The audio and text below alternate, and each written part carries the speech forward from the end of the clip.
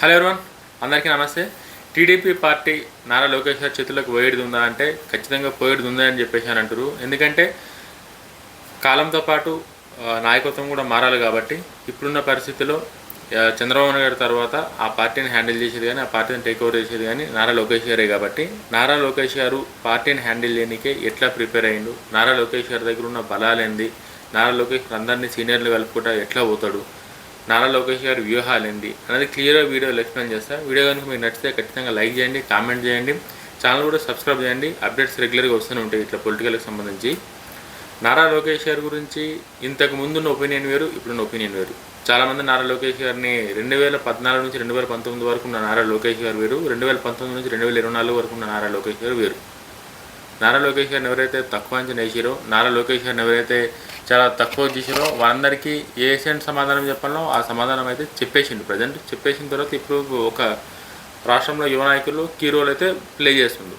పార్టీని take over చేసుకొని పార్టీని హ్యాండిల్ చేసేంత అనుభవం నారా లోకేష్ గారికి ఉందా, అది ఎప్పుడైతుంది అన్నది ఇప్పుడు మీకు క్లియర్గా వీడియోలో నేను 1 by 1 ఎక్స్ప్లెయిన్ చేస్తాను. వీడియో కొంచెం లెంతీ ఉంటుంది, బట్ ఇన్ఫర్మేషన్ చాలా క్లియర్గా ఉంటుంది. తెలుగుదేశం పార్టీ భవిష్యత్ పూర్తిగా నారా లోకేష్ గారి నాయకత్వం పైన ఆధారపడి ఉందా, లేక టీడీపీ బలం ఇప్పటికీ చంద్రబాబు నాయుడు గారి అనుభవం దగ్గర ఉందా, పార్టీ క్యాడర్, కూటమి రాజకీయాలు, ప్రభుత్వ పనితీరు వంటి అంశాలు ఎట్లున్నాయి అన్నది క్లియర్గా డీటెయిల్గా ఎక్స్ప్లెయిన్ చేసి మాట్లాడుకుందాం మనం. 2024 ఎన్నికల తర్వాత టీడీపీ పార్టీ మరోసారి అధికారంలోకి రావడం పార్టీలో కొత్త ఉత్సాహం కనిపిస్తుంది. అంటే 2014లో పార్టీ వచ్చింది, తర్వాత పరిస్థితులు ఏం జరిగినాయో మనందరికీ తెలిసిందే. 2024లో మళ్ళీ అధికారంలోకి వచ్చినాక ఖచ్చితంగా ఏ పార్టీ కన్నా సరే కూడా అధికారంలో ఉండాలనే ఏ పార్టీ అయినా కోరుకుంటుంది. ఓడిపోయి ప్రతిపక్ష పాత్ర పోషించాలని చెప్పి ఏ పార్టీ కూడా అనుకోదు, ఈవెన్ జగన్మోహన్ రెడ్డి గారు అనుకోరు, కేసీఆర్ గారు ఎవరు కూడా ప్రతిపక్షంలో కూర్చొని అనుకోరు. అధికారం కోసం ఎవరైనా సరే కూడా పనులు చేస్తారు, కష్టపడతారు. బట్ ఒక్కోసారి వర్కౌట్ అవుతుంది, ఒక్కోసారి వర్కౌట్ కాదు. అట్లనే టీడీపీ పార్టీ కూడా 2014లో ఎంత కష్టపడ్డా సరే కూడా 2019లో ఓడిపోవాల్సి వచ్చింది, మళ్ళీ 2024లో గెలిచింది. ఆ ఉత్సాహంలోనే అదే సమయంలో నారా లోకేష్ గారు పార్టీ జాతీయ ప్రధాన కార్యదర్శిగా, మంత్రిగా మరింత కీలక పాత్రలు పోషిస్తున్నారు. 2014 మనకి ఇంతకుముందు మీకు చెప్పినట్టు 2014 నుంచి 2019 వరకు ఉన్న సిచ్యువేషన్స్ నారా లోకేష్ గారికి వేరు, ఇప్పుడున్న సిచ్యువేషన్స్ వేరు. నారా లోకేష్ గారు ఇప్పుడు పార్టీ జాతీయ నాయకుడిగా, పార్టీ జాతీయ ప్రధాన కార్యదర్శిగా, ఐటీ మినిస్టర్గా, ఎడ్యుకేషన్ మినిస్టర్గా ఆయన వ్యవహార శైలి, ఆయన మాట్లాడే పద్ధతి, ఆయన తీసుకున్న నిర్ణయాలు అప్పటితో ఇప్పుడు పోల్చుకుంటే అసలు ఎక్కడ కూడా సంబంధం లేదు. అసలు ఈయన నారా లోకేష్ గారిని ఇట్లా చేస్తుంది అన్న కాడికి నారా లోకేష్ గారు అప్డేట్ అయ్యారు. మీడియా ముందుకు వచ్చి వైఎస్ఆర్ కాంగ్రెస్ పార్టీ నాయకులు పప్పు అని ఎంతైతే విమర్శించారో 2014 నుంచి 2019, 2024 వరకు కూడా. ఎందుకంటే 2014 నుంచి 2019 వరకు నారా లోకేష్ గారు అప్పుడే రాజకీయాలకు రావడం, ఆయనకు తెలుగు మీద అంతగానం పట్టు లేకపోవడం, ఆయన సరిగ్గా మాట్లాడలేకపోవడం, ఆయన ప్రసంగాలతో ఆకర్షించుకోలేకపోవడం, ఇవన్నీ వాస్తవం జరిగినాయి. ఇది జరగలేదు అని చెప్పి మనం తప్పించుకునే అవసరం ఏం లేదు, ఇవన్నీ జరిగినాయి. నారా లోకేష్ గారు కరెక్ట్ కాదు రాజకీయాలు కన్నా డిసైడ్కి వచ్చేసారు అందరూ. బట్ ఏం ఆలోచించిండో, ఎట్లా ఆలోచించిండో నారా లోకేష్ గారు తెలియదు, కానీ ఒక గట్టి డిసిజన్ తీసుకుంటూ బాడీ షేమింగ్ దగ్గర నుంచి మాట్లాడే కాడికి ఆయన ఏం చేసిండో, ఎంత కష్టపడాడో తెలియదు. కానీ ఇవాళ మీరు చూస్తున్న నారా లోకేష్ గారు అవన్నీ మాటలు, అవన్నీ అవమానాలు, అవన్నీ భరించుకొని వచ్చిన నాయకుడు నారా లోకేష్ గారు. ఇవాళ కనుక మీరు చూస్తే అప్పుడున్న నారా లోకేష్ గారికి ఇప్పుడున్న నారా లోకేష్ గారికి సంబంధమే లేదు. ఆయన మాట్లాడే విధానం కావచ్చు, ఆయన రిప్లై ఇచ్చే విధానం కావచ్చు, ఆయన మాట్లాడేటప్పుడు ఆ కంటెంట్ ఏదైతుందో కంటెంట్ మీద క్లారిటీ కావచ్చు, ప్రతి విషయంలో నారా లోకేష్ గారు క్లారిటీగా ఉన్నారు. ఎక్కడ కూడా అంటే ఒకరు చెప్తే వినే పరిస్థితి, లేకపోతే ఒకరు నేర్పిస్తే నేర్చే పరిస్థితి పోయింది. ఇప్పుడు ఆయనకైనా ఏం చేయాలన్నా సరే కూడా ఆయనకైనా డైరెక్ట్గా డిసిజన్ తీసుకొని ఆయనకైనా మాట్లాడే స్థితికి వచ్చారంటే ఆ అవమానాలు, ఆ హేళన, ఆ ట్రోల్స్ అన్నీ కలిపి ఇవాళ నారా లోకేష్ గారిని ఇట్లా తయారు చేసినాయని చెప్పేసి నేనైతే నమ్ముతాను. ఎందుకంటే బాడీ షేమింగ్ కూడా చేశారు. చివరికి బాడీ షేమింగ్ ఎట్లా చేశారంటే ప్రతి ఏ ఫోటో ఆయన ఏ డ్రెస్ వేసుకున్నా సరే కూడా ఇట్లా అట్లా అని చెప్పి వాటిని ఎడిట్ చేసి సోషల్ మీడియాలో మొత్తం వైరల్ చేసి, నాకు తెలిసి వేరే నాయకుడు ఎవరన్నా సరే కూడా ఇన్ని అవమానాలు ఇన్ని ఎదుర్కొన్న తర్వాత అవసరమా రాజకీయాలని చెప్పి వెళ్ళిపోతారు బయట. వెళ్ళిపోతాడు, ఉన్న కాడికి ఏదో చేసుకుందాంలే ఊరికి ఎందుకు ఇది అని చెప్పి. బట్ నారా లోకేష్ గారు ఆయన వెనుకడుగు వేయలే, వెనుక ఏదేమంటారు మడం తిప్పలే. ఆయన ఏందాకైతుందో మీరు ఏందాకైతుందో చేయండి, నేను ఏందాక నేనేం చేయాలి అది చేస్తా అని చెప్పి చేసి వీళ్ళు ఎదుర్కొని నిలబడి వీళ్ళు ఎవరు కూడా నారా లోకేష్ గారి కోసం మాట్లాడకుండా ఉన్నారు అని అంటే అది ఆయన కష్టం. కేవలం నారా లోకేష్ గారు కష్టార్జితం అదంతా. ఇప్పుడు ఎవరు మాట్లాడతలేదు, ఎవరైనా మాట్లాడతారు? నారా లోకేష్ గారి కోసం ఇంతకుముందు మాట్లాడిన ట్రోల్ చేసడం కానీ ఇవన్నీ ఎవరైనా చేస్తారా? అయిపోయింది. ట్రోల్ చేసినా సరే కూడా ప్రజలు నమ్మే పరిస్థితి లేదు. ఇప్పుడు యూత్ అంతా నారా లోకేష్ గారికి అండగా నిలబడ్డది. వాళ్ళకి అర్థమైంది నారా లోకేష్ గారు అంటే ఏంది, ఆయన ఇంతకు ముందు నారా లోకేష్ గారు ఏంది, ఇప్పుడు నారా లోకేష్ గారు ఏంది, ఆయన ఏం పనులు చేస్తుండో, ఆయన రాష్ట్రానికి చేస్తున్న ఐటీ మినిస్టర్ కావచ్చు, ఎడ్యుకేషన్ మినిస్టర్ కావచ్చు, ఏం చేస్తున్నది ప్రజలకు కూడా క్లియర్గా కనిపిస్తుంది. ఒకప్పుడు ఎక్కడ ఏదో జరిగితే దాన్ని ఇచ్చేసి వేరే. ఇప్పుడున్న సోషల్ మీడియా ఈ జమానాలలో ఒకరిని నిందలేయాలన్నా, ఒకరిని బదనాం చేయాలన్నా కూడా అది అప్పటికప్పుడే ఒరిజినల్ ఏదో ఫేక్ ఏదో తెలిసిపోతుంది ఇలా రేపు. నిజంగా అంటే అన్ని కష్టాలు, అన్ని అవమానాలు ఇన్ని ఎదుర్కొని నారా లోకేష్ గారు నిలబడి ఈ పొజిషన్కి వచ్చారంటే ఖచ్చితంగా మనందరం నారా లోకేష్ గారిని అప్రిషియేట్ చేయాల్సిందే. నారా లోకేష్ గారు ఇప్పుడు ఆంధ్రప్రదేశ్లో చంద్రబాబు నాయుడు గారి తర్వాత, అంటే ఇప్పుడంటే ఏదో ఈ ఇయర్ నెక్స్ట్ ఇయర్ అన్నది కాదు, ఎప్పటికైనా సరే కూడా రానున్న భవిష్యత్తు రోజులలో టీడీపీ పార్టీని టేక్ ఓవర్ చేసేది ఎవరని అంటే నారా లోకేష్ గారు. ఖచ్చితంగా చంద్రబాబు నాయుడు గారి తర్వాత నారా లోకేష్ గారు కదా ఉన్నది. ఒకవేళ అది తీసుకున్న తర్వాత నారా లోకేష్ గారు ఎట్లా, ఆయన డిసిజన్స్ ఎట్లుంటాయి, ఎట్లా ఆయన ఆలోచన విధానం ఎట్లుంటుంది, ఆయన సీనియర్లందరినీ కలుపుకొని ఎట్లా ముంగట పోతాడు, కూటమి కథ ఎట్లుంటుంది అన్నది ఇప్పుడు వీడియోలో మనం డిస్కస్ చేసుకుందాం. ఎందుకంటే భవిష్యత్తు అనేది చాలా క్లియర్గా ఉండాలి కాబట్టి నాకు తెలిసిన కాడికి ఏదైతుందో నేను ఇన్ఫర్మేషన్ గ్యాదర్ చేసి డ్రాఫ్ట్ రాసుకొని మరి మీకు ఎక్స్ప్లెయిన్ చేస్తున్నా. చూద్దాం రానున్న రోజుల్లో నారా లోకేష్ గారి ప్రయత్నాలు ఎట్లుంటాయి, ఆయన ఆలోచనలు ఎట్లుంటాయి అన్నది ఇప్పుడు మనం మాట్లాడుకుందాం. ఫస్ట్ అసలు టీడీపీ పార్టీ గురించి చరిత్ర గురించి మాట్లాడి తర్వాత మనం నారా లోకేష్ గారి విషయాల కోసం మాట్లాడదాం. ఇప్పుడు ఫస్ట్ టీడీపీ పార్టీ చరిత్ర ఏందని అన్నది అంటే అందరికీ తెలిసిందే. బట్ మన వీడియోలో ఆ వెయిట్ అనేది పెరగాలి, నారా లోకేష్ గారి ఆలోచనలు పెరగాలంటే ఫస్ట్ ఇదంతా తెలిస్తేనే తర్వాత దానికి ఇంపార్టెన్స్ పెరుగుతుంది. కాబట్టి ఫస్ట్ నేను ఇది చెప్తున్నా మీకు. ఏ రాజకీయ పార్టీ భవిష్యత్తు అర్థం చేసుకోవాలన్నా ముందుగా ఆ పార్టీని పరిశీలించాల్సిన అవసరం ఉంటుంది.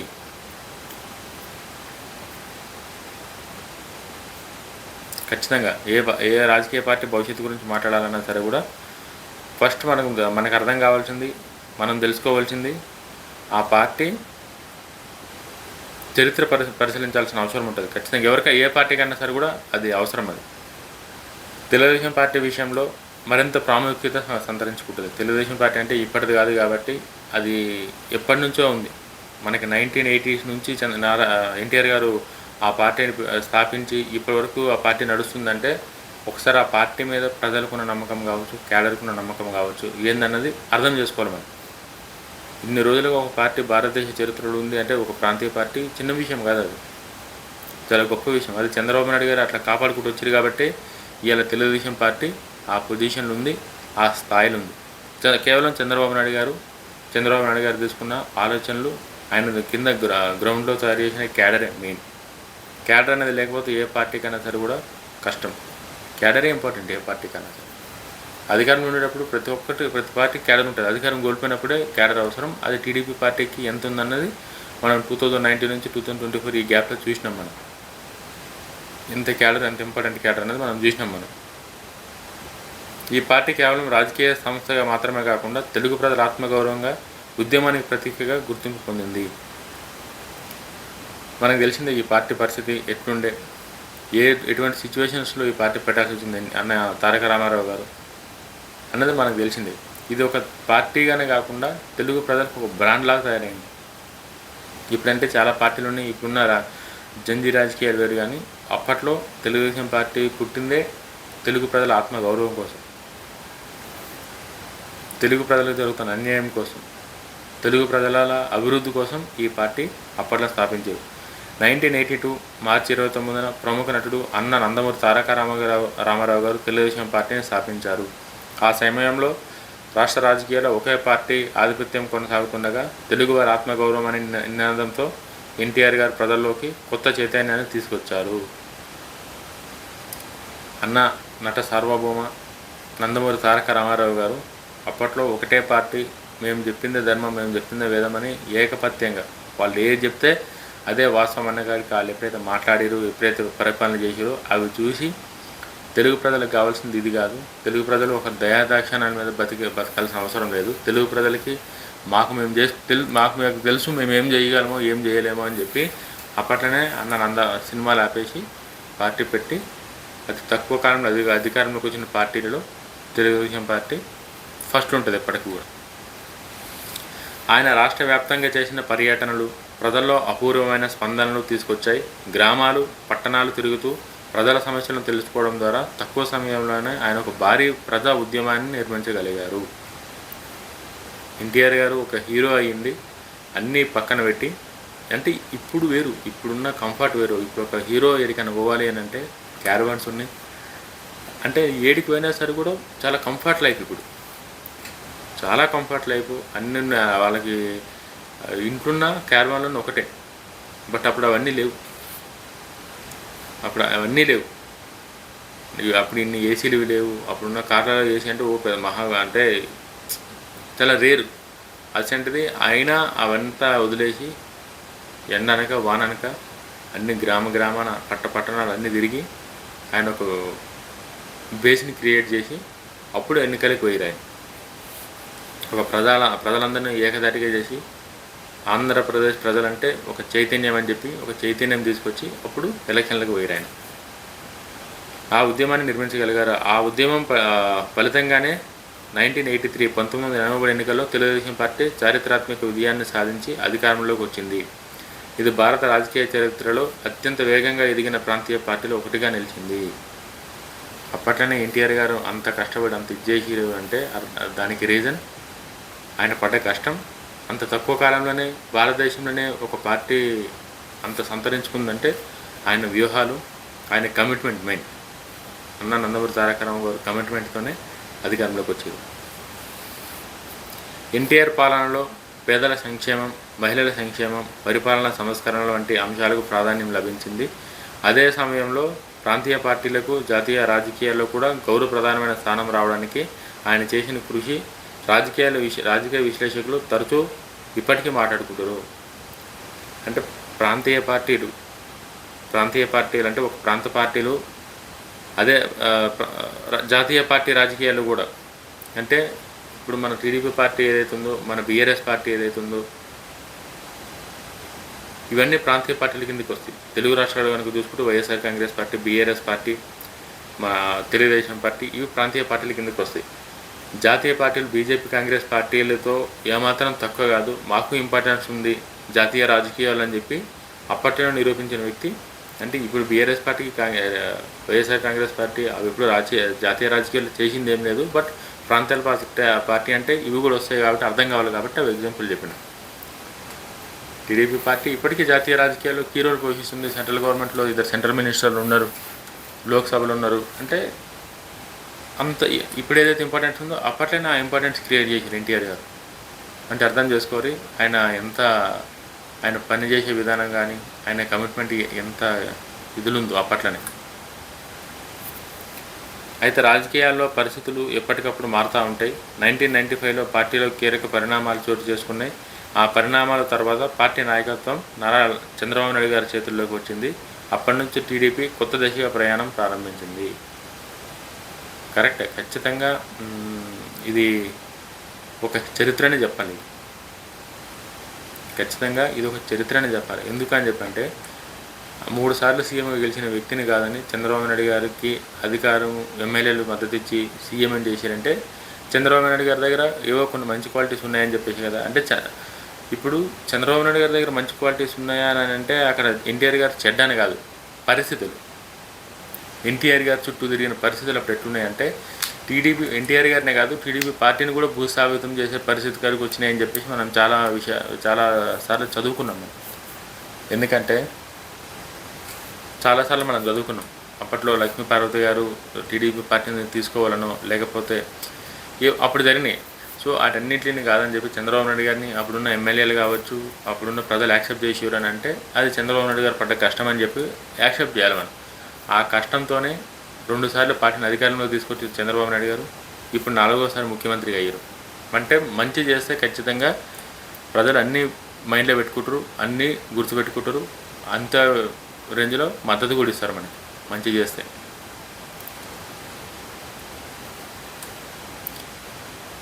చంద్రబాబు నాయుడు గారి పాలనలో పరిపాలన ఆధునికీకరణ, సమాచార సాంకేతిక రంగానికి ప్రోత్సాహం, పెట్టుబడుల ఆకర్షణ, మౌలిక సదుపాయాలు, అభివృద్ధి వంటి అంశాలకు ఎక్కువ ప్రాధాన్యం ఇచ్చారు. ముఖ్యంగా హైదరాబాద్ ఐటీ హబ్గా అభివృద్ధి చేయడంలో ఆయన పాత్ర గురించి అనేక రాజకీయ విశ్లేషకులు ప్రస్తావిస్తారు. అదే సమయంలో గ్రామీణ అభివృద్ధి, వ్యవసాయ రంగంపై తగినంత దృష్టి పెట్టలేదన్న విమర్శలు కూడా చంద్రబాబు నాయుడు గారిపై వచ్చినాయి. పాలనపై ప్రశంసలు వచ్చినాయి, విమర్శలు కూడా సమాంతరంగానే వచ్చినాయి. మనకు తెలిసిందే చంద్రబాబు నాయుడు గారు హైటెక్ సిటీ అంటే చంద్రబాబు నాయుడు గారు అంటే హైటెక్ సిటీ. అది మనం కొత్తగా పరిచయం చేసే అవసరం లేదు. ఎన్నిసార్లు మాట్లాడుకున్నా సరే కూడా హైదరాబాద్లో ఐటీని డెవలప్ చేసి చంద్రబాబు నాయుడు గారు అనేది ప్రజలు యాక్సెప్ట్ చేశారు, పబ్లిక్ యాక్సెప్ట్ చేశారు. దానికోసం మనము కొత్తగా చెప్పి మళ్ళీ దాని గురించి చేసే అవసరం లేదు. బట్ అదే టైంలో చంద్రబాబు నాయుడు గారు ఈ హైదరాబాదు పెట్టుబడుల మీద ఫోకస్ పెట్టి గ్రామీణ ప్రాంతాలలో అంటే కొంచెం లైట్ తీసుకున్న విమర్శలు కూడా వచ్చినాయి. దీనికి ఎంత పేరు అయితే వచ్చిందో అంత పేరు విలేజెస్లో పోయింది. ఎందుకంటే ఈయన ప్లాన్ ఆఫ్ థింకింగ్ వేరు. ఈయన హైదరాబాద్ ఒకటి కనుక బాగా సెట్ అయితే గ్రామాలకు కూడా ఇక్కడ ఉన్న రెవెన్యూని మనం హ్యాపీగా ప్రజలందరికీ చేయొచ్చు అని చెప్పి ఫస్ట్ ఇది సెట్ కావాలి. అప్పట్లో అర్థం కాలేదు ఎవరికి. ఎవరు కూడా కొత్తలో ఎవరికి అర్థమైతే ఎక్స్పెరిమెంట్లు చేసినప్పుడు అది సక్సెస్ అయితే రిజల్ట్ ఒకలాగా ఉంటుంది, ఫెయిల్ అయితే రిజల్ట్ ఒకలాగా ఉంటుంది. అది సక్సెస్ అయ్యే టైంకే గవర్నమెంట్ పోయింది చంద్రబాబు నాయుడు గారు. ఉండుంటే అది ఒకలాగా ఉంటుండేమో నెక్స్ట్ ఇంకా. కానీ అది టైం ఇంకా అది దానికి ఏం చెప్పలేము. రాజకీయాలు అంటే ఎప్పటికీ ఖచ్చితంగా చంద్రబాబు నాయుడు గారు కోట్ వేయాలని కూడా అట్లా ఎవరిని మనం ఇది చేయలేము కదా. ఎవరి ఇంట్రెస్ట్ వాళ్ళది, ఎవరి ఒపీనియన్ వాళ్ళది. ఒకరికి ఎందుకు కోట్ వేయాలి, ఎందుకు కోట్ వేయద్దు అన్నది వాళ్ళ ఇండివిజువల్. అది దానికి మనం ఏం చేయలేము మనం. సో అట్లా పార్టీ అధికారం పోయింది కాబట్టి అధికారం పోయినాక చంద్రబాబు నాయుడు గారు కూడా ఆయన ఏదైతే అనుకుందో విలేజెస్లో ఏదైతే ఇంప్లిమెంట్ చేద్దాం అనుకుందో ఈ రెవెన్యూతోని అది చేయలేకపోయింది. ఆయన అధికారం లేదు కాబట్టి.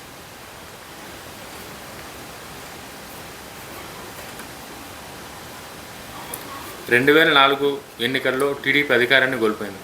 1995 నుంచి, అంతకుముందు 1983 నుంచి 1995 వరకు ఉన్నా సరే కూడా ఆ తర్వాత 2004లో పార్టీ అధికారం కోల్పోయింది.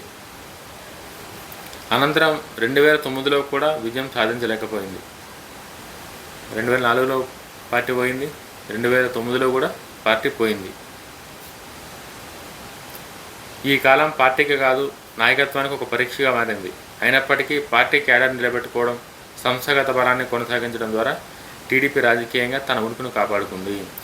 2 సార్లు అధికారం కోల్పోయినా సరే కూడా 2 సార్లు కాదు, 2 సార్లు 2004లో అధికారం కోల్పోయింది, 2009లో అధికారం కోల్పోయింది. ఎంత అధికారం లేకపోయినా సరే కూడా చంద్రబాబు నాయుడు గారు పార్టీని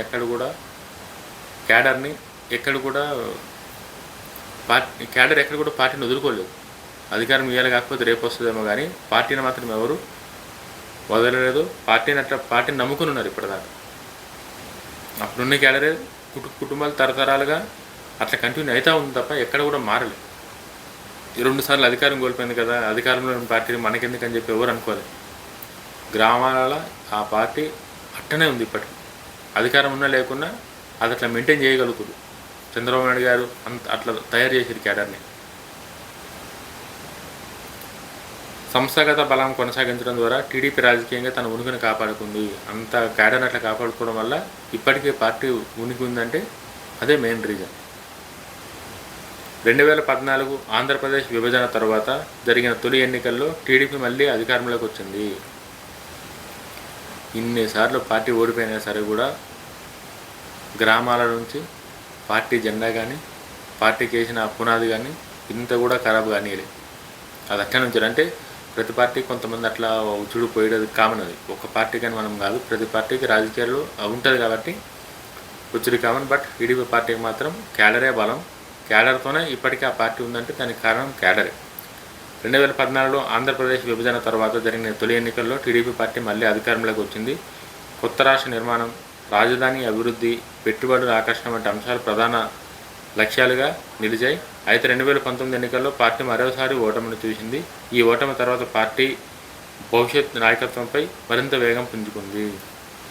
అన్నీ మంచిగా ఉన్నప్పుడు ఎవరు ఏం మాట్లాడరు, బట్ ఏదైనా జరిగితేనే దానికోసం గట్టిగా మాట్లాడాల్సి వస్తుంది. కాబట్టి అట్లా 2014లో గెలిచినప్పుడు చాలామంది చాలా రకాలుగా ఆశలు పెట్టుకోరు, బట్ ఆ ఆశలు ఎక్కువైపోయినాయి, ఎక్స్పెక్టేషన్స్ ఎక్కువైపోయినాయి. ఆ మిరాకిల్స్ జరిగిపోతే హైదరాబాద్ని ఐదేళ్ళలో కట్టాలంటే అయ్యే పని అది. హైదరాబాద్ని ఎన్నో ఏళ్ళ చరిత్ర ఉంది. హైదరాబాద్ అదొక మహానగరం. ఇవాళ ఇట్లుందంటే అది ఇవాళ ఒక్క రోజులు అయ్యింది కాదు, అది ఎప్పటి నుంచో ఏళ్ళ తరబడి ఇది ఉంది. కాబట్టి అవన్నీ కలిసి ఈ స్టేజ్కి వచ్చింది. అదే హైదరాబాద్ని 5 ఏళ్ళ చంద్రబాబు నాయుడు గారు కట్టాలంటే ఏడికైనా కడతారు ఖచ్చితంగా. దానికి అది ప్రజలు అర్థం చేసుకోవడంలో కొంచెం మిస్గైడ్ అయితే అయింది. సో దానివల్ల 2019లో అధికారం కోల్పోయారు. ప్రత్యేక హోదా అని చెప్పేసి అదొకటి. అంటే అనేక కారణాలు ఉన్నాయి. చంద్రబాబు నాయుడు గారు ఎన్డీఏ నుంచి బయటికి రావడం, రాహుల్ గాంధీ గారితో కలవడం, అది ప్రజలు యాక్సెప్ట్ చేయకపోవడం, జగన్మోహన్ రెడ్డి గారికి ఇవన్నీ అలుసుగా దొరకడం, ఇవన్నీ ఇంకా బాయ్ చెప్పేసారు 2019లో. ఈ ఓటమి తర్వాత పార్టీ భవిష్యత్ నాయకత్వం చర్చలకు వేగం పుంజుకున్నాయి. అంటే చంద్రబాబు నాయుడు గారు ఓడిపోయిన తర్వాత ఇంకా నారా లోకేష్ గారిని డిసైడ్ అయిపోయారు అందరూ. నారా లోకేష్ గారు ఇంకా కష్టం, ఇంకా ఆయన పార్టీని క్యాడర్ని తీసుకొచ్చి పెట్టేంత ఇది ఆయన దగ్గర లేదు, ఆయన అంత కరెక్ట్ క్యాండిడేట్ కాదు, కష్టం అనుకోరు. ఈ నేపథ్యంలో కొత్త తరం నాయకులు నారా లోకేష్ గారి పాత్ర మరింత ప్రాధాన్యం సంతరించుకుంది. రాజకీయాల్లోకి వచ్చిన తొలి రోజుల్లో ఆయన అనుభవం లేదనే విమర్శలు వినిపించాయి. చంద్రబాబు నాయుడు గారి తర్వాత ఆ పార్టీని కాపాడేవారంటే నారా లోకేష్ గారు. బట్ నారా లోకేష్ గారి కండిషన్ ఎట్లుంది, 2014 2019 వరకు ట్రోల్ చేయడం తప్ప ఇంకే దానికి పెట్టుకోలేదు నారా లోకేష్ గారు. నారా లోకేష్ గారిని ట్రోల్ చేసి ఆయన అవమానపరంగా మాట్లాడి ఆయనని ఇబ్బంది పెట్టి ఆయనని రాజకీయాల నుంచి లేకుండా చేద్దామనే టార్గెట్ పెట్టుకోరు తప్ప వేరే ఆప్షన్ ఏం లేకుండా నారా లోకేష్ గారు. అసంటే నారా లోకేష్ గారు ఆయన మలుచుకొని ఆయన బాడీ పర్సనాలిటీ దగ్గర నుంచి మాట్లాడేకాడికి ఆయన ఇవాళ ఇంత షార్ప్గా ఇంత యాక్టివ్గా ఉన్నాడంటే దానికి ఒక రీజన్ వైఎస్ఆర్ కాంగ్రెస్ పార్టీ అనే చెప్తాను నేను. నారా లోకేష్ అని అట్లా వదిలేస్తే ఆయన ఎట్టుంటుండే ఇప్పుడు తెలియదు, కానీ ఆయన చెక్కి రాయిని చెక్కి ఒక మంచి శిల్పం తయారు చేసినట్టు తయారు చేశారు. ఇప్పుడు నారా లోకేష్ గారి కోసం ఏమైనా మాట్లాడాలి అని అంటే మాట్లాడే అవకాశం కూడా ఎవరికి ఇస్తలేడు ఆయన. అంత కమాండింగ్ తెచ్చుకున్నాను. రాజకీయాలకు వచ్చిన తొలి రోజుల్లో ఆయనపై అనుభవం లేదని విమర్శలు వినిపించాయి. సభల్లో, ప్రసంగాల్లో, మీడియా సమావేశాలు, ప్రజలతో అనుసంధానం వంటి అంశాల్లో ప్రతిపక్షం తీవ్ర విమర్శలు చేసింది. సోషల్ మీడియాలో కూడా ఆయనపై వ్యంగ వ్యాఖ్యలు తరచూ కనిపించేవి. అప్పట్లో మనకు తెలిసింది ఇట్లా గిల్లి ఆడినట్టు ఆడుకున్న నారా లోకేష్ గారు. YSR Congress party social media అయితే ఇట్లా గిల్లి ఆడినట్టు ఆడుకుంది. అవన్నిటిలోకి నేను నేర్చుకొని ఎన్ని రోజులు ఆడతారు ఆడురి, నేను కూడా ఆడే టైం వస్తుందని చెప్పి అనుకుంటా, లేకపోతే ఎట్లా అనుకుంటుందో తెలియదు, కానీ నారా లోకేష్ గారు మాత్రం ఎవర్ బిఫోర్ ఎవర్ ఆఫ్టర్ అన్న కాడికి రెడీ అయింది. ఇప్పుడు మీరు ఎక్కడ చూసినా సరే కూడా ఆయనకు ఒక సపరేట్ పేరు, అంటే చంద్రబాబు నాయుడు గారి కొడుకు అన్నది ఎంత ఇంపార్టెంటో సపరేట్గా నారా లోకేష్ గారు ఐటీ మినిస్టర్ గారు, ఎడ్యుకేషన్ మినిస్టర్ కూడా ఆయన అంతే పేరు తెచ్చుకొని అంతే కొట్లాడుతుండు, అంతే నిలబడ్డాడు నారా లోకేష్ గారు ఇప్పటికి కూడా.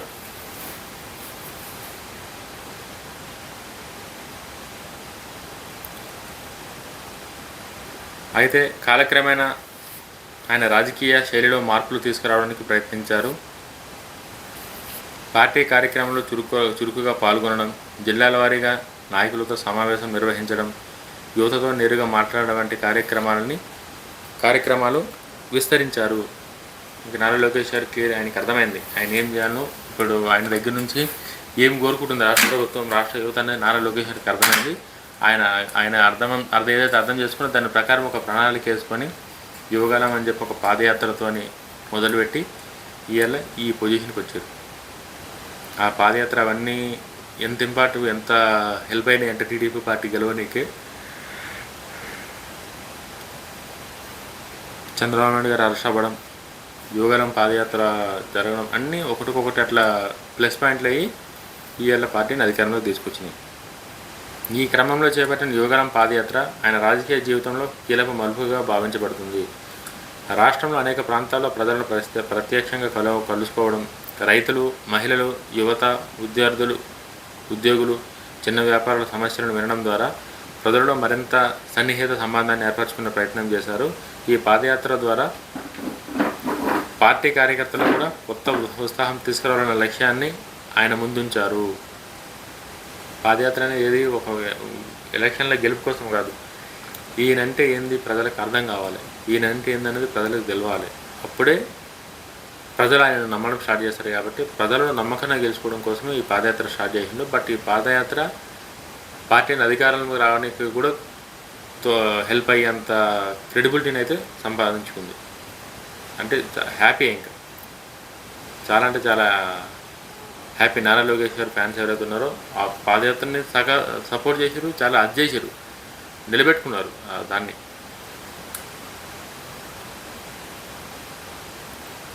రెండు 2024 ఎన్నికల అనంతరం టీడీపీ అధికారంలోకి రావడం, నారా లోకేష్ గారు ప్రభుత్వంలో కీలక బాధ్యతలు చేపట్టడం, మంత్రిగా పనిచేసే అవకాశం రావడంతో పాటు ఎన్నికల ప్రచారం చేసే నాయకుడి నుంచి పాలనా నిర్ణయాలు తీసుకున్న నాయకుడిగా ఆయన పాత్ర మారింది. ఒకప్పుడు నారా లోకేష్ గారు అంటే ఏంది, నారా చంద్రబాబు నాయుడు గారి కొడుకు. ఇప్పుడు అట్లా కాదు కదా. పార్టీకి జాతీయ ప్రధాన కార్యదర్శి, రాష్ట్రానికి ఐటీ మంత్రి, ఎడ్యుకేషన్ మినిస్టర్ అన్నీ ఆయనే. కాబట్టి ఇప్పుడు ఆయన అంటూ ఒక సపరేట్ ట్రెండ్ అయితే క్రియేట్ చేసుకుంటారు.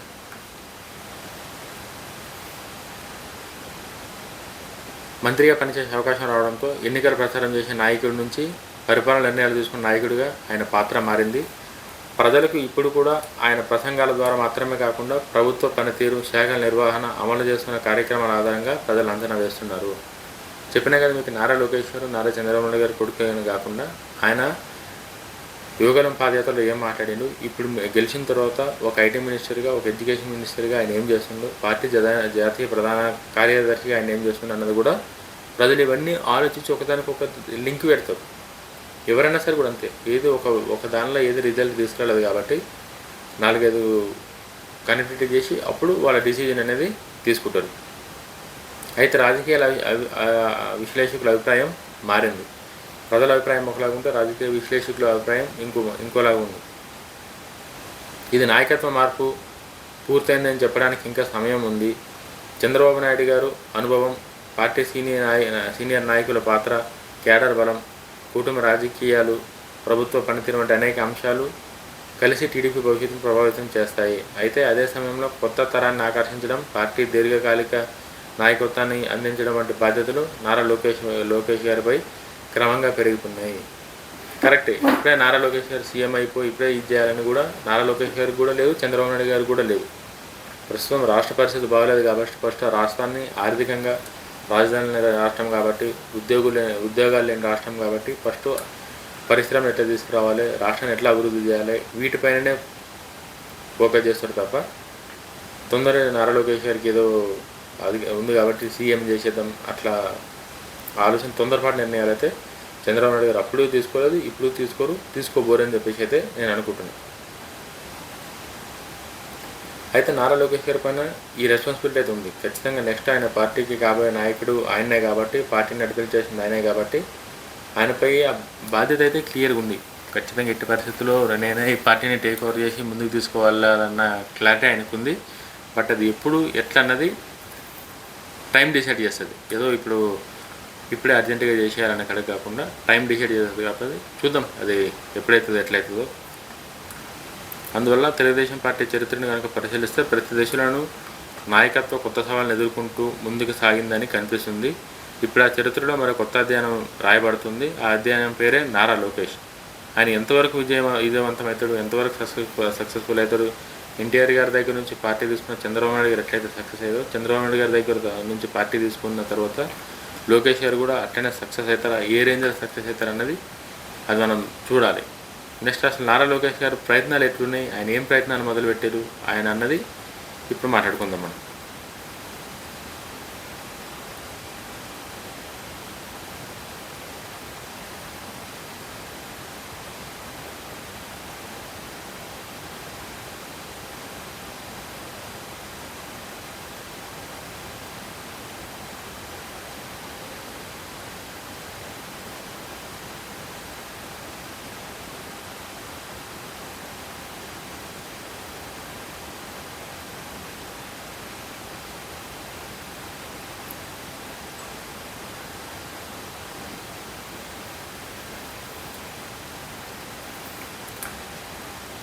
ప్రస్తుత రాజకీయ పరిస్థితి ఎట్లున్నదో మనం మాట్లాడుకుందాం. నారా లోకేష్ గారిదే కాకుండా ప్రస్తుతం అంటే ఆంధ్రప్రదేశ్లో రాజకీయ పరిస్థితులు ఎట్లున్నది డిస్కస్ చేద్దాం. ప్రస్తుతం ఆంధ్రప్రదేశ్ రాజకీయాలు కొత్త దశలోకి ప్రవేశించినాయి. 2024 ఎన్నికల అనంతరం అధికార మార్పు జరిగి కొత్త ప్రభుత్వం కొత్త బాధ్యతలు చేపట్టిన తర్వాత రాష్ట్ర రాజకీయాల్లో ప్రధాన చర్చకు ప్రభుత్వం పనితీరు, ఎన్నికల హామీలు, అభివృద్ధి, పురోగతి మరియు భవిష్యత్ రాజకీయాల చుట్టూనే తిరుగుతుంది. ఈ నేపథ్యంలో తెలుగుదేశం పార్టీకి చెందిన యువ నాయకులు నారా లోకేష్ గారి పాత్ర మరింత ప్రాధాన్యత సంతరించుకుంది. ఎన్నికల ప్రచారంలో చురుకైన పాత్ర పోషించిన నాయకుడిగా ఆయనకు ఒక పేరుంది. ఇప్పుడు ప్రభుత్వంలో కీలక బాధ్యతలు నిర్వహిస్తున్న నాయకుడిగా కూడా ఆయనకు ఒక పేరుంది. ప్రజలు కూడా ఆయన నుంచి అదే ఎక్స్పెక్ట్ చేస్తారు. ఆయన గెలిచి పాదయాత్ర చేసినప్పుడు ఏవైతే కమిట్మెంట్ ఇచ్చారో ఆ కమిట్మెంట్లు ప్లస్ ఇప్పుడున్న మినిస్టర్గా ఆయన ఏం చేస్తున్నారు అన్నది ఒకదానికొకటి యాడ్ చేసి ప్రజలు ఎవాల్యుయేట్ చేస్తారు. కాబట్టి ఆయన పైన బాధ్యతలు చాలా ఎక్కువనే ఉన్నాయి. యువతలో విశ్వాసాన్ని పెంచడం. ప్రస్తుతం ఆంధ్రప్రదేశ్లో అధికార సంఖ్యలో ఉన్న ఓటర్లు యువత ఒక కీలకం అండ్ ఒక కీలక వర్గం. ఎక్కువ ఓటు బ్యాంక్ ఉన్నది యువత. అంటే పెద్ద మనుషులు ఎట్లున్నారో యువత కూడా అంతే ఉంది. యువత ఏం తక్కువ లేరు. ఇప్పుడు 18 years దాటిన తర్వాత ప్రతి ఒక్కరికి ఆ ఓటు హక్కు వస్తుంది. కాబట్టి యువత కూడా చాలా స్ట్రాంగ్ ఉన్నారు ఇప్పటికీ.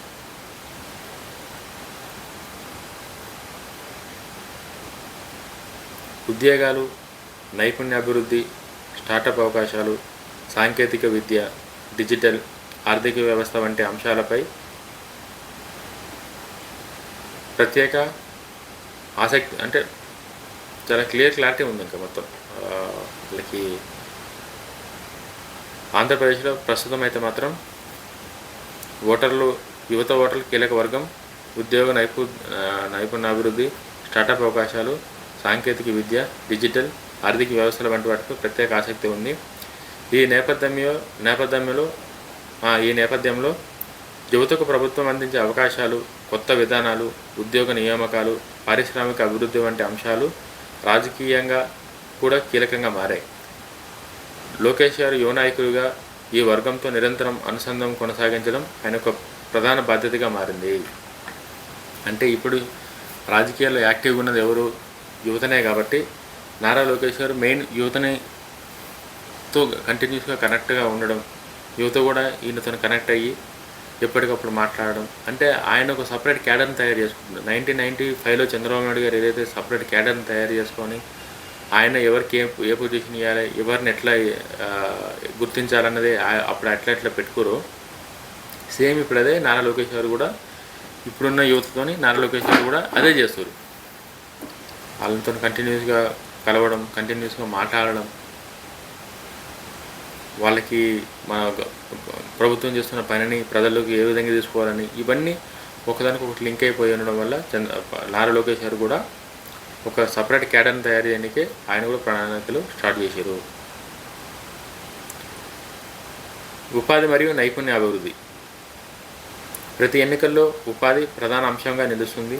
కొత్త ఉద్యోగాల కల్పన, పరిశ్రమల విస్తరణ, నైపుణ్య శిక్షణ కార్యక్రమాలు, యువ పారిశ్రామికవేత్తలకు ప్రోత్సాహం వంటి అంశాలలో ప్రభుత్వం ఎంత మేర ఫలితం సాధిస్తుందనే దానిపై ప్రజలు అభిప్రాయం ఆధారపడే అవకాశం ఉంది. యువతలో ఆశలు పెరుగుతున్న కొద్దీ ప్రభుత్వంపై అంచనాలు కూడా పెరుగుతాయి. అందువల్ల ప్రకటనలతో పాటు ఫలితాలు కూడా ప్రజలకి అవసరమని రాజకీయ విశ్లేషకులు పేర్కొంటున్నారు. కరెక్టే. ఇప్పుడున్న యువత ఇంతకుముందులాగా ఏదో పేపర్లో ప్రకటన ఇచ్చి వదిలేస్తే యాక్సెప్ట్ చేసే యువత అయితే కాదు ఇప్పుడు ఎవరు ఒక యువతనే కాదు, ప్రజలు కూడా పేపర్ ప్రకటనలు చూసి మోసపోయే ప్రజలు ఇప్పుడు లేరు ఎవరు కూడా.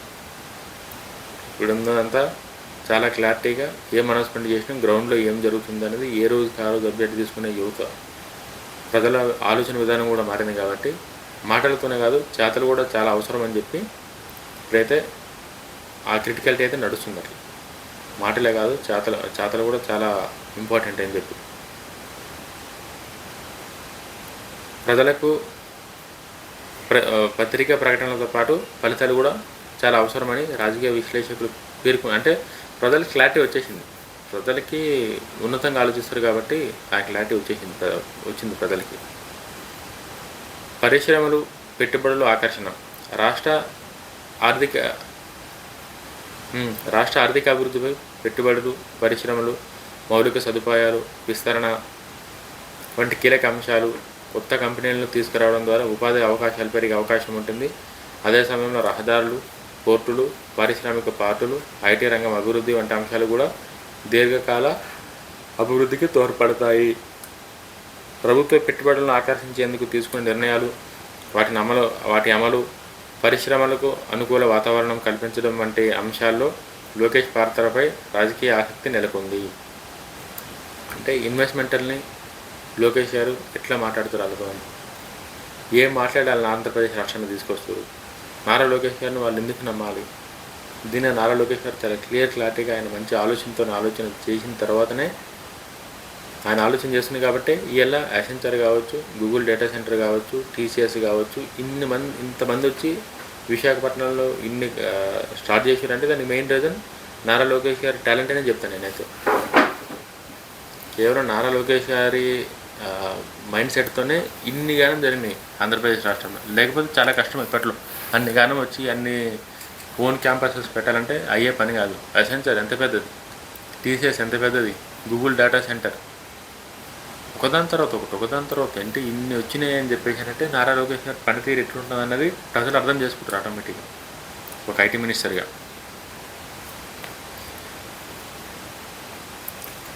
ప్రభుత్వం పెట్టుబడులను ఆకర్షించేందుకు తీసుకున్న నిర్ణయాలు, వాటి అమలు, పరిశ్రమలకు అనుకూల వాతావరణం కల్పించడం వంటి అంశాలలో లోకేష్ పాత్రపై కూడా రాజకీయంగా ఆసక్తి నెలకొంది. ఈయన ఐటీ మినిస్టర్ ఏం చేస్తారు, ఎట్లా చేస్తారని చెప్పేసి ఏదైతే అనుమానాలు ఉన్నాయో వాటన్నింటికీ సమాధానమే ఇవి. పార్టీని భవిష్యత్ ఎన్నికలకు సిద్ధం చేయడం. ప్రభుత్వంలో ఉండడం ఒక బాధ్యత అయితే పార్టీని సంస్థాగతంగా బలోపేతం చేయడం కూడా మరో బాధ్యత. అదే పార్టీ కన్నా సరే. స్థానిక స్థాయి నాయకత్వం ప్రోత్సహించడం, కార్యకర్తలతో నిరంతరం సంబంధాలు కొనసాగించడం, కొత్త నాయకులను తీర్చిదిద్దడం, యువతకు అవకాశాలు కల్పించడం వంటి అంశాలు పార్టీ దీర్ఘకాలిక బలాన్ని నిర్ణయిస్తాయి. ఎవరైనా సరే కూడా ఏం కోరుకుంటారు? యువతకు ఉద్యోగాలు కోరుకుంటారు, సంక్షేమ పథకాలు కోరుకుంటారు. ఇవన్నీ కనుక కరెక్ట్ టైం ఆ టైంలో కనుక చేస్తే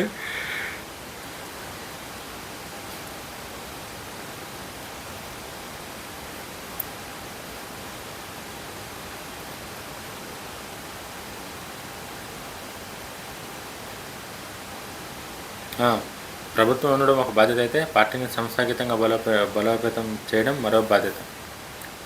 స్థానిక స్థాయి నాయకత్వం ప్రోత్సహించడం, కార్యకర్తలతో నిరంతరం సంబంధాలు కొనసాగించడం, కొత్త నాయకులను తీర్చిదిద్దడం, యువతకు అవకాశాలు కల్పించడం వంటి అంశాలు పార్టీ దీర్ఘకాలిక బలాన్ని నిర్ణయిస్తాయి. రాజకీయ పరిశీలకులు రాజకీయ అభిప్రాయం ప్రకారం అధికారంలో ఉన్నప్పుడే పార్టీని సంస్థాగతంగా బలాన్ని కాపాడుకోవడం అత్యంత కీలకం. అధికారంలో ఉండేటప్పుడు కనుక క్యాడర్ని కలుపుకోకపోతే తర్వాత అధికారంలోకి రావడం చాలా కష్టం ఏ పార్టీకి. సెంటిమెంట్లు, ఎమోషన్స్ పార్టీలకి ఒకసారి వర్కౌట్ అయితే ఏమో కానీ అన్నిసార్లు అయితే వర్కౌట్ కావు. కాబట్టి అధికారం ఉండేటప్పుడే క్యాడర్ని కాపాడుకొని మేము మీకున్నాం అని చెప్పాలని నమ్మకిస్తే వాళ్ళు పార్టీని అధికారంలో తీసుకురావడానికి హెల్ప్ చేస్తారు వాళ్ళు. అట్లా కాకుండా అధికారం ఉన్నాం కదా అని చెప్పేసి కింద మీద తెలియకుండా కనుక బిహేవ్ చేస్తే ఓట్లు వేసిన వాళ్ళు కూడా వాళ్ళు వేయకపోగా వేసేటోళ్ళని చెడగొడతారు. ఇప్పుడు నారా లోకేష్ గారి దగ్గర ఉన్న బాధ్యత ఏంటంటే అధికారంలో ఉన్నప్పుడు ఆయన చేయాల్సిన పనులు ఆయనకి ఎంత ఇంపార్టెంటో క్యాడర్ని నిలబెట్టుకొని క్యాడర్కి సపోర్ట్ చేసుకొని యువతను ప్రోత్సహించి వాళ్ళకి తగిన ఇంపార్టెన్స్ ఇవ్వడం కూడా నారా లోకేష్ గారికి ఇప్పుడు అంతే ఇంపార్టెంట్గా మారింది. ఆయన కూడా దాని ప్రకారమే పోతుంది కూడా. సోషల్ మీడియా ప్రభావం. ఇప్పటి రాజకీయాల్లో సోషల్ మీడియా ఒక ప్రధాన వేదికగా మారింది. ప్రభుత్వ నిర్ణయాలను, ప్రతిపక్ష విమర్శలను, నాయకుల ప్రసంగాలను, ప్రజల స్పందనలను క్షణాల్లో లక్షల మందికి చేరుతుందంటే సోషల్ మీడియా ఏ రేంజ్లో ఇంపార్టెంట్ ఉందో అర్థం చేసుకోవాలి. ఇప్పుడంతా సోషల్ మీడియానే. డిజిటల్ మీడియా కన్నా యాక్టివ్గా ఉంది సోషల్ మీడియా. సోషల్ మీడియాలో ఆన్ ది స్పాట్లో ఇట్లా ఇన్ఫర్మేషన్ వెళ్ళిపోతుంది. ఏ దానికన్నా సరే కూడా సిచ్యువేషన్ ఇట్లా జరిగింది, ఇది జరిగిందని చెప్పి ఆన్ ది స్పాట్లో వెళ్ళిపోతుంది సోషల్ మీడియాలో. అట్లుంది సిచ్యువేషన్స్ ఇప్పుడు. యూట్యూబ్, ఫేస్బుక్, ఎక్స్, ఇన్స్టాగ్రామ్ వంటి సోషల్ మీడియా వేదికల ద్వారా ప్రజలతో నేరుగా కమ్యూనికేట్ చేయడం అన్ని రాజకీయ పార్టీల్లో ఒక వ్యూహంలో భాగమైంది. డైరెక్ట్ వాళ్ళ అకౌంట్, అఫీషియల్ అకౌంట్ నుంచే ఏ కమ్యూనికేషన్ అయినా సరే కూడా డైరెక్ట్ ప్రజలకి, ఇంక మధ్యలో ఏం లేదు. సోషల్ మీడియా వచ్చినాక డైరెక్ట్ వాళ్ళు ఏం చెప్పాలనుకున్నా సరే కూడా వాళ్ళు చెప్పింది డైరెక్ట్ ప్రజలే చూడొచ్చు. కాబట్టి ఫేస్బుక్ ద్వారా, యూట్యూబ్ ద్వారా, ఇన్స్టాగ్రామ్ ద్వారా అన్ని రాజకీయ పార్టీలకు కూడా ఇది సోషల్ మీడియా అనేది చాలా ఇంపార్టెంట్ అయింది ఇప్పుడు. ఈ నేపథ్యంలో యువ నాయకుడిగా లోకేష్ గారు డిజిటల్ కమ్యూనికేషన్కు ప్రాధాన్యత ఇస్తున్నారని విశ్లేషకులు పేర్కొంటున్నారు. అంటే ప్రాధాన్యత ఇవ్వాల్సిందే. నారా లోకేష్ గారు కాదు, జగన్మోహన్ రెడ్డి గారే కాదు, రేవంత్ రెడ్డి గారే కాదు, కేటీఆర్ గారే కాదు, ఎవరైనా సరే కూడా ఖచ్చితంగా సోషల్ మీడియాని ఎంతో కొంత ఇంపార్టెన్స్ ఇవ్వాల్సిందే. ఎందుకంటే సోషల్ మీడియాని కీ రోల్ ప్లే చేస్తుంది. ఇక్కడ ఎంతైతే ప్లస్ పాయింట్ ఉందో సోషల్ మీడియాతోని అంతే మైనస్ పాయింట్ కూడా ఉంది. అదేందని చెప్తా. సోషల్ మీడియా ప్రచారం మాత్రమే సరిపోదని ప్రజలకు చివరి వరకు ప్రభుత్వం ఆధారంగానే నిర్ణయం తీసుకుంటారని మరో అభిప్రాయం. అంటే సోషల్ మీడియా ప్రచారం వేరు, కింద గ్రౌండ్లో రియాలిటీ వేరు. లాస్ట్ టైం జగన్మోహన్ రెడ్డి గారు సోషల్ మీడియాని ఎక్కువ నమ్ముకున్నారు. ఈవెన్ బీఆర్ఎస్ పార్టీ కూడా సోషల్ మీడియాని ఎక్కువ నమ్ముకుంది. అక్కడ సోషల్ మీడియాలో ఉన్నదానికి కింద గ్రౌండ్లో జరుగుతున్న దానికి పొంతన ఎక్కడ లేదు. కాబట్టి అధికారం కోల్పోవాల్సి వచ్చిందని చెప్పి నా అభిప్రాయం. అంటే నేనేం తప్పుగా అంటలేను, వాళ్ళ వ్యూహాల్లో అదొక భాగం. అది ప్రజలు ఎట్లా యాక్సెప్ట్ చేశారు అన్నది తప్ప ఇంకా వేరే మనం ఎక్కువ ఏం చెప్పడానికి లేదు. కాబట్టి సోషల్ మీడియాలో ఉన్న ప్రచారానికి కింద ఉన్నదానికి ఈక్వల్గా ఉంటేనే అది బిల్డ్ అయితే తప్ప, లేకపోతే మళ్ళీ కొలాప్స్. ప్రతిపక్షం పాత్ర. ప్రజాస్వామ్యంలో ప్రతిపక్షం పాత్ర కీలకమైన బాధ్యత నిర్వహిస్తుంది. ప్రస్తుతం ప్రతిపక్షం ప్రభుత్వం ఇచ్చిన హామీలను, ఉపాధి అవకాశాలను, రైతు సమస్యలను, ధరల పెరుగుదలను, సంక్షేమ పథకాల అమలు, ఆర్థిక పరిస్థితి వంటి అంశాలపై ప్రశ్నలు లేవనెత్తుతుంది. ఇలాంటి విమర్శలకు ప్రభుత్వం తీసుకునే నిర్ణయాలు, ఇచ్చే వివరణలు, అమలు చేసే ప్రణాళికలు, చర్యలు కూడా ప్రజల అభిప్రాయాన్ని ప్రభావితం చేసే అవకాశం ఉంది. చాలా కరెక్ట్. అది చాలా ఇంపాక్ట్ క్రియేట్ చేస్తుంది. లోకేష్ ముందున్న 2 ప్రధాన పరీక్షలు. రాజకీయ విశ్లేషకుల ప్రకారం ప్రస్తుతం నారా లోకేష్ 2 ప్రధాన పరీక్షలను ఎదుర్కొంటున్నాడు. మొదటి పరీక్ష ఏంటంటే పరిపాలనలో ఫలితాలు చూపించడం. ఇప్పుడు ప్రస్తుతం గవర్నమెంట్లు ఉన్నారు కాబట్టి వాళ్ళ పరిపాలనలో ఫలితాలు, వాళ్ళు ఎంత మంచిగా పరిపాలించారన్నది, వాళ్ళ పరిపాలన వల్ల జరిగిన మేలు, ప్రజలు ఎట్లా లాభపడ్డారు, ప్రజలకి ఏం మంచి జరిగిందన్నది చూపించడం. ఎన్నికల ప్రచారంలో ఇచ్చిన హామీలు, ప్రభుత్వ కార్యక్రమాల అమలు, ప్రజలకు కనిపించే అభివృద్ధి పనులు, ప్రభుత్వ శాఖలు నిర్వహించే అంశాలలో స్పష్టమైన ఫలితాలు చూపించడం చాలా అవసరం. ప్రజలు ఇప్పుడు నాయకులను మాటలతో కాకుండా పనితీరుతో అంచనా వేస్తున్నారు. కరెక్ట్. ప్రజలు నేను చెప్పినా ముందున్న ప్రజలు కాదు, ఇప్పుడున్న ప్రజలు చాలా క్లారిటీగా ఉన్నారు. ఇప్పుడున్న ప్రజలు వాళ్ళు మాటలతో కాదు చేతలతో చేసిన వాళ్ళనే యాక్సెప్ట్ చేస్తున్నారు. మాటలతో ఎన్నైనా మాట్లాడదు, నేను కూడా మాట్లాడతా, అది కాదు కదా. చేతల్లో కూడా అది కనిపిస్తేనే ఆ ఇంపార్టెన్స్ అనేది దక్కుతుంది. ఎన్నికల్లో ఇచ్చిన హామీలను ఏమేమి హామీలు ఇచ్చినాం, ఎంతవరకు అమలు చేసినాం అన్నది కూడా ప్రజల ముందు పెట్టాలి ఎప్పటికప్పుడు. లేకపోతే ప్రజలకు ఎట్లా తెలుస్తుంది ఏం చేసినామన్నది. సో నారా లోకేష్ గారు కూడా ముందు అది ఉంది. అంటే ఇప్పుడు 2 years అయింది కాబట్టి ఇంకా అట్లీస్ట్ ఇంకొక 1 year తర్వాత అన్నా సరే కూడా నేను మీకు ఈ మాటలు చెప్పిన ప్రచారంలో ఇవి చేసిన, నెక్స్ట్ వచ్చినప్పుడు ఇవి చేస్తా, ఏవేవి ఎందుకు చేసిందో, ఎంత కష్టమైందో చేయడానికి, చేయకపోయినవి ఎందుకు చేయలేదు, దానికి రీజన్ ఏందన్నది కూడా తెలిసి ఉండాలి. అంటే ప్రజలకు చెప్పాలి. చెప్తేనే అప్పుడు అదే ప్రజలకు అర్థమవుతుంది, క్లారిటీ అనేది వస్తుంది ప్రజలకి.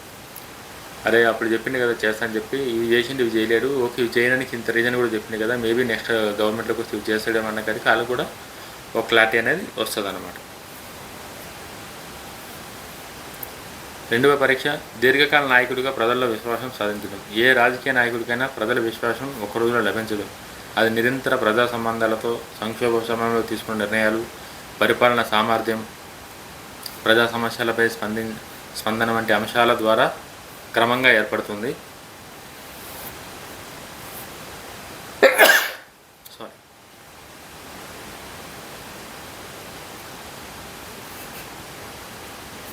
ఈ దిశగా లోకేష్ ప్రయాణాన్ని కొనసాగిస్తున్నారు.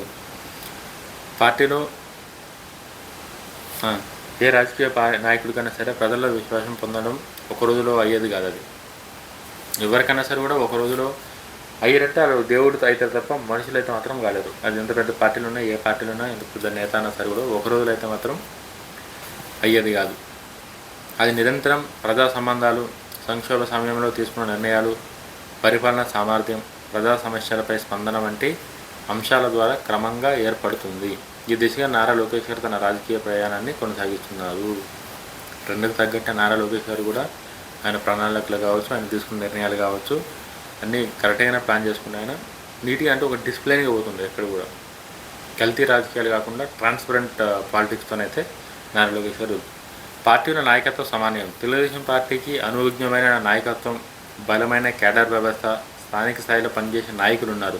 ఈ నేపథ్యంలో సీనియర్ నాయకులు అనుభవాన్ని ఉపయోగించుకుంటూనే కొత్త తరానికి అవకాశాలు కల్పించడం కూడా పార్టీకి ఒక ముఖ్యమైన సవాలు.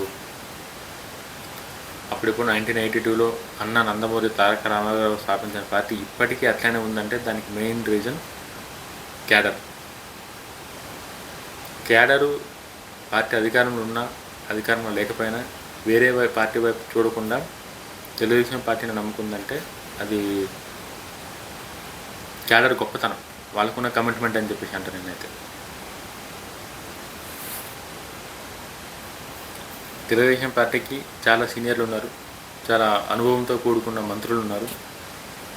ఒకరు కాదు, ఇద్దరు కాదు, చాలా అంటే చాలామంది ఉన్నారు. వాళ్ళతో పాటు కొత్త వాళ్ళని ఎట్లా ఎంకరేజ్ చేయాలి అంటే వాళ్ళకి ఎటువంటి ఇబ్బంది కలగకుండా వాళ్ళ సీనియారిటీని, వాళ్ళ అనుభవాన్ని వినియోగించుకుంటా కొత్త వాళ్ళని ఎట్లా ఎంకరేజ్ చేయాలి, వాళ్ళని ఎట్లా రాజకీయాల్లో ముందుకు తీసుకెళ్ళాలన్నది కూడా చాలా ఇంపార్టెంటు.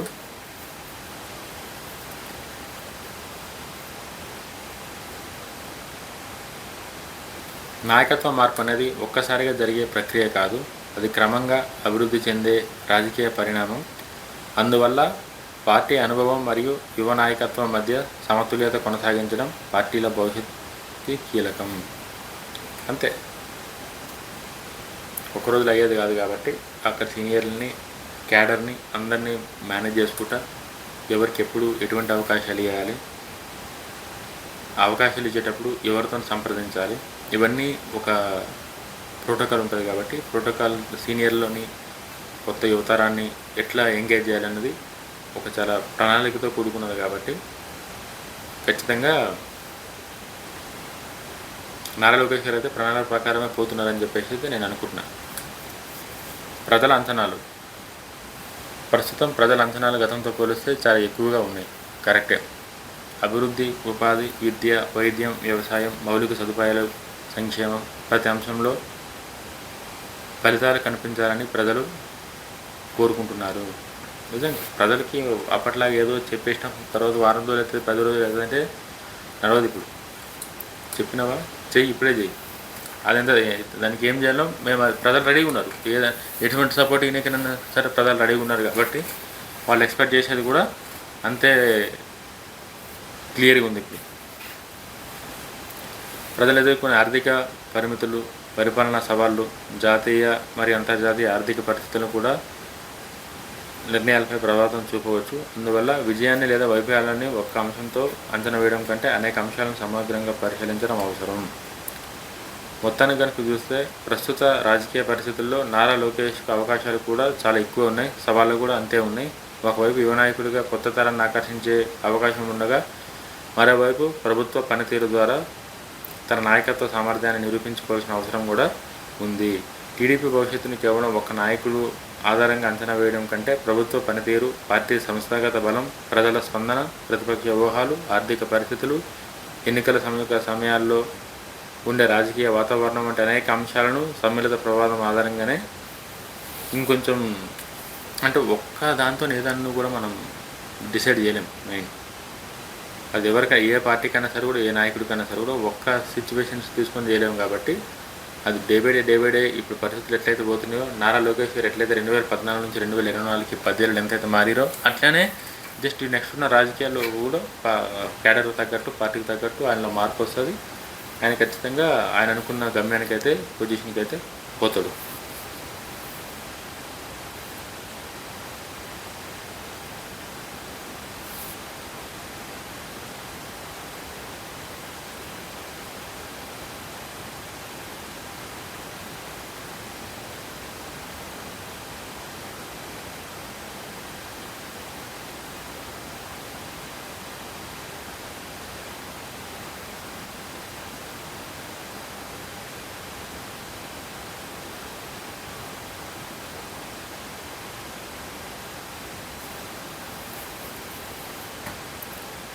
ఈ భవిష్యత్ సమతుల్యతపై ఒక డ్రాఫ్ట్ అయితే ఉంది, అది నీట్గా చాలా రాసుకొచ్చింది, ఇది కూడా చాలా ఇంపార్టెంట్.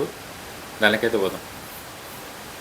ఇప్పుడు ఈ చర్చలో అత్యంత కీలకమైన ప్రశ్నకు వస్తే, తెలుగుదేశం పార్టీ భవిష్యత్తు పూర్తిగా నారా లోకేష్ గారి నాయకత్వంపై ఆధారపడి ఉందా అని చెప్పేసానంటే ఉందా లేదన్నది మీకు చెప్తారు.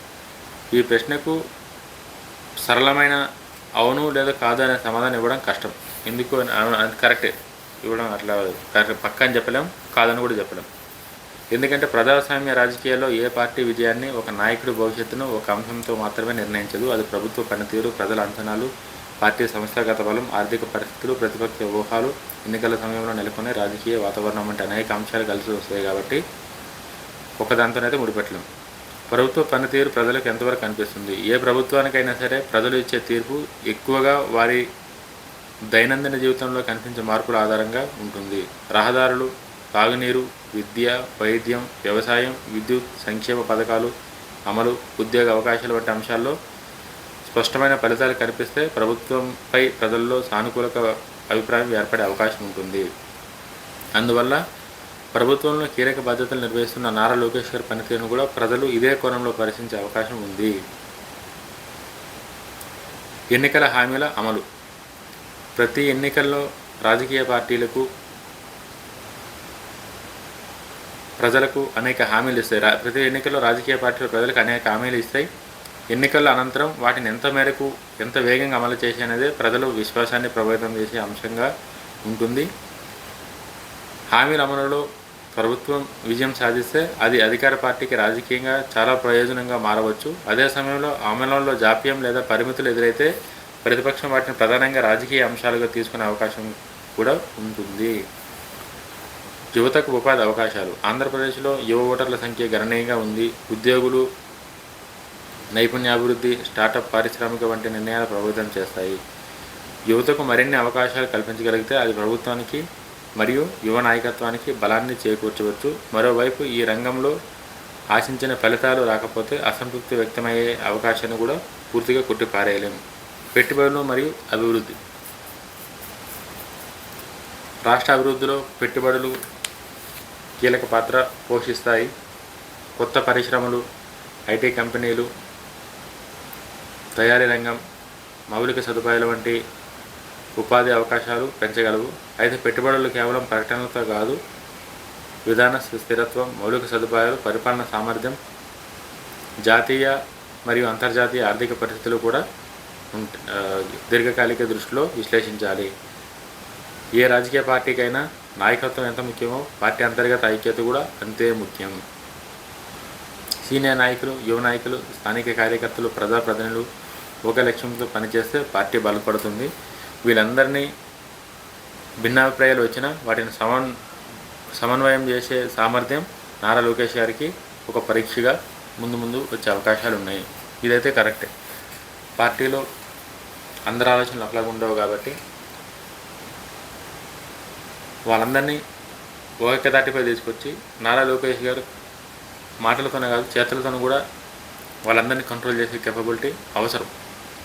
అది నారా లోకేష్ గారికి ఉందని చెప్పేసి అయితే ప్రభుత్వం ప్రస్తుతం అయితే మాట్లాడుకుంటున్నారు.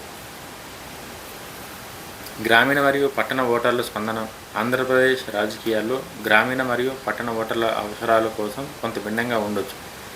గ్రామీణ ప్రాంతాల్లో వ్యవసాయం, సాగునీరు, సంక్షేమ పథకాలు, స్థానిక మౌలిక సదుపాయాలు ప్రధాన అంశాలుగా ఉండగా, పట్టణ ప్రాంతాల ఉద్యోగాలు, పెట్టుబడులు, పరిశ్రమలు, ట్రాఫిక్, మౌలిక సదుపాయాలు వంటి అంశాలపై ప్రాధాన్యత పొందుతుంది. ప్రభుత్వం ఈ రెండు వర్గాల అంచనాలను ఎంతవరకు సమతుల్యం చేస్తుందో కూడా భవిష్యత్ ఎన్నికలపై ఆధారపడే అవకాశం ఉంది. ప్రజాస్వామ్యంలో ప్రస్తుతం రాజకీయాల్లో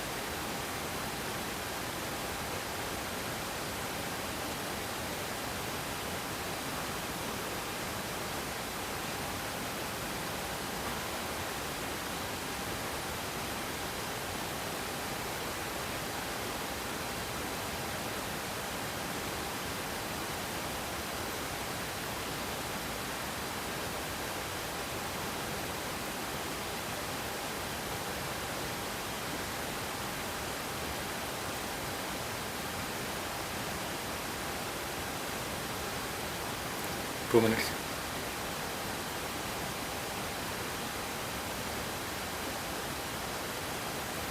ఒక చిన్న మిస్ అయింది, అందుకోసం ఎందుకు లేట్ అయింది. ఏ రాజకీయ పార్టీ విజయానికి అయినా కేవలం ప్రజాదరణ మాత్రమే సరిపోదు. స్పష్టమైన వ్యూహం, సమర్థవంతమైన నాయకత్వం, సంస్థాగత బలం, ప్రజలతో నిరంతర అనుసంధానం వంటి అంశాలు కలిసి విజయాన్ని నిర్ణయిస్తాయి.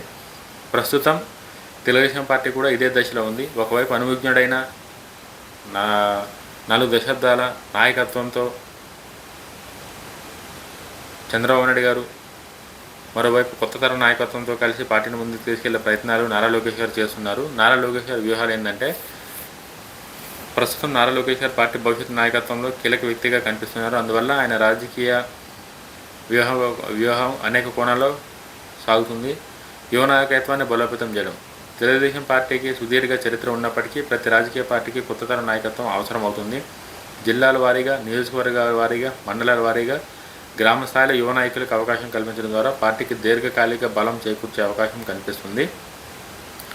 రాజకీయ విశ్లేషకుల అభిప్రాయం ప్రకారం యువతకు బాధ్యత అప్పగించడం ద్వారా పార్టీ భవిష్యత్తుకు బలమైన నాయకత్వం వ్యవస్థను నిర్మించే లక్ష్యం నారా లోకేష్ గారి ద్వారా ఉండొచ్చు. ప్రభుత్వ పనితీరును ప్రజల్లోకి తీసుకెళ్ళడం. ప్రభుత్వం చేపడుతున్న సంక్షేమ కార్యక్రమాల, అభివృద్ధి పనులు, మౌలిక సదుపాయాలు, ప్రాజెక్టులు, పెట్టుబడులు వంటి ఒప్పందాలు వంటి అంశాలను ప్రజలు స్పష్టంగా వివరించడం కూడా ఒక ముఖ్యమైన వ్యూహంగా కనిపిస్తుంది. ప్రస్తుతం రాజకీయాల్లో ప్రభుత్వ పనులు చేయడమే కాకుండా వాటి గురించి ప్రజలకు సమర్థవంతంగా తెలియజేయడం కూడా అంతే అవసరమైన రాజకీయ కమ్యూనికేషన్ నిపుణులు అభిప్రాయపడుతున్నారు. పెట్టుబడులు, ఐటీ మరియు పరిశ్రమల అభివృద్ధి. ఆంధ్రప్రదేశ్లో పెట్టుబడులు పెరగడం, పరిశ్రమలు విస్తరించడం, ఐటీ రంగానికి అవకాశాలు కల్పించడం, స్టార్టప్ వ్యవస్థను ప్రోత్సహించడం వంటి అంశాలు కాలకంగా భావించబడ్డాయి. ఈ రంగాల్లో పురోగతి కనుక సాధిస్తే ఉపాధి అవకాశాలు పెరగవచ్చు. అదే సమయంలో రాష్ట్ర ఆర్థిక వ్యవస్థ కూడా బలోపేతం కావచ్చని ఆశిస్తారు. అయితే ఈ లక్ష్యాలను సాధనకు దేశీయ, అంతర్జాతీయ ఆర్థిక పరిస్థితులు కూడా ప్రభావం చూపుతాయని గుర్తుపెట్టుకోవాలి. పార్టీ సంస్థాగతాన్ని, బలాన్ని పెంచడం. ఏ ఎన్నికలైన విజయానికి కేడర్ బలం, కార్యకర్తలు నిరంతరం సంబంధాలు కొనసాగించడం, స్థానిక నాయకత్వాన్ని ప్రోత్సహించడం, శిక్షణ కార్యక్రమాలు నిర్వహించడం, కొత్త సభ్యులను ఆకర్షించడం వంటి సంస్థాగత వ్యూహంలో భాగాలుగా ఉంటాయి. అధికారంలో ఉన్న సమయంలో కూడా పార్టీ నిర్మాణాన్ని బలోపేతం చేయడం ద్వారా భవిష్యత్తులో ఎన్నికల దృష్ట్యా ముఖ్యమని రాజకీయ విశ్లేషకులు చెబుతున్నారు. సోషల్ మీడియా ప్రస్తుతం రాజకీయ ప్రచారంలో ప్రధాన వేదికగా మారింది. యూట్యూబ్, ఫేస్బుక్, ఇన్స్టాగ్రామ్ ఇవి ముఖ్యంగా ప్రజల్ని, అంటే ఒకప్పుడు రేడియో, ఫస్ట్ పేపర్లో చదివి అందరూ చదవకపోతుండే, ఒకరు చదివి 10 మందికి వినిపిస్తుండే, వాళ్ళు చెప్పిందే నమ్ముతుండే. నేను పేపర్ చదివి అరే మంచి ఏరిందంటే వాళ్ళకి వేద్దాం, నేను పేపర్లో చూసినంటే వాళ్ళందరికీ కోట్లు వేస్తుండే. తర్వాత రేడియో కూడా అందరి దగ్గర ఉండకపోతుండే. తర్వాత టీవీలు. అంటే రాజకీయాలు, కమ్యూనికేషన్ అనేది ఎంత ఇంపార్టెంట్ అనేది మనం వీటినన్నింటినీ కనుక బేస్ చేసుకుంటే కాలంతో పాటు అవి కూడా అట్లా మారుకుంటూ వచ్చి ఇప్పుడు డిజిటల్ మీడియా మీద ఉన్నాయి. అంతా social media and digital media మీద ఉన్నాయి. సోషల్ మీడియా అనేది ప్రతి ఒక్కరికి అందుబాటులో చేతులు ఉంటుంది కాబట్టి సోషల్ మీడియా మీద ప్రజలు ఎక్కువ ఇంపాక్ట్ చూపించే అవకాశం ఉంది. కాబట్టి సోషల్ మీడియాని కూడా ఆధారంగా తీసుకొని వాటి ప్రచారాలకే కాకుండా గ్రౌండ్లో కూడా పనిచేస్తే ఖచ్చితంగా నారా లోకేష్ గారు ఆయన స్ట్రాటజీలు కావచ్చు, రానున్న రోజుల్లో 1995లో చంద్రబాబు నాయుడు గారు ఎట్లయితే కొత్త రాజకీయాలను పరిచయం చేసినో నారా లోకేష్ గారికి కూడా ఆ అవకాశాలు అవన్నీ ఉన్నాయి. కాబట్టి చూద్దాం ఎంతవరకు అవుతుందో. ప్రస్తుతం అయితే ప్రాసెస్లో ఉంది. రానున్న రోజుల్లో ఏదైనా అప్డేట్ వస్తే ఖచ్చితంగా మీకు ఇంకా మంచి డీటెయిల్స్ అయితే వీడియో ఎక్స్ప్లెయిన్ చేస్తా. వీడియో మీకు ఎట్లా అనిపించిందో లైక్ చేయండి, కామెంట్ చేయండి, ఛానల్ సబ్స్క్రైబ్ చేయండి. జై హింద్.